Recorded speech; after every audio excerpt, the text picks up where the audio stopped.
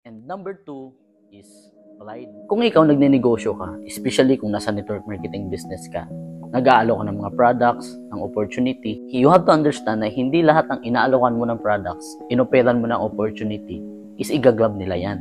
Kasi baka yung iba na inalokan mo ng products, baka meron na siyang ginagamit na effective sa kanya. So ngayon, kaya niyang ipagmalaki yon sa mga kakilala niya. So ikaw, pag nireject ka or hindi niya tinanggap, hindi niya binili, huwag kang maging emotional. Huwag mong personalin. So kailangan mo lang din matutunan, respetuhin ng isang tao. Kailangan mo ring maintindihan na hindi lahat ng tao na inoperan mo ng business opportunity is igagrab nila agad yan. Kasi bawat tao, kanya-kanyang hilig yan.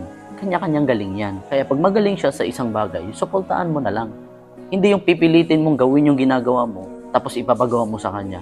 Baka magagalit lang sa'yo. Baka maging emotional ka lang. So huwag mong pilitin. Suportahan mo na lang kung saan siya magaling. Malay mo, magaling pala siya kumanta, magaling mag-gitara, magaling mag-basketball, magaling mag-volleyball, magaling mag-bilyar, magaling mag-boxing, magaling mag-karate. Diba? Kanya-kanya tayong galing. So kung ikaw kung saan ka magaling, you have to stick to it. So understand na hindi ka na-reject. Magkaiba lang tayo ng hilig.